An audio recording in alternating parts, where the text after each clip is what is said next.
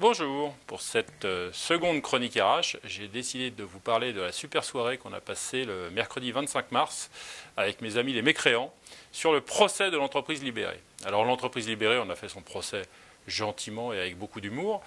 Mais pourquoi? Parce qu'on pense que cette entreprise libérée, c'est une mauvaise réponse à des bonnes questions.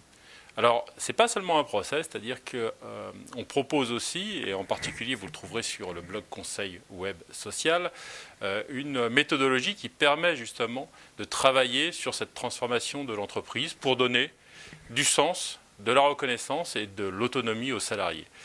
On a appelé ça, nous, la méthode des 4D. 4D, chaque D correspond à une étape. La première étape du D, c'est le diagnostic, faire le diagnostic.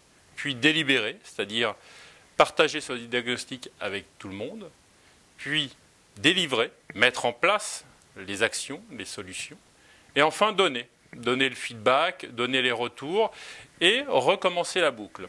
Donc c'est sur ces 4 D qu'on va pouvoir transformer l'entreprise sans un message qui est du type storytelling avec vous êtes malheureux grâce à l'entreprise libérée, demain vous aurez le bonheur au travail. On n'y croit pas tellement.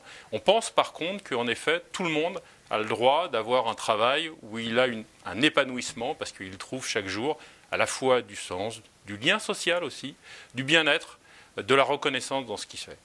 Donc la première chose qu'on verra ensemble à cette troisième chronique RH qui va venir, c'est le premier D de diagnostic avec tout ce qu'il peut comporter, c'est-à-dire à la fois un audit sur vos pratiques sociales, mais aussi l'écoute des salariés.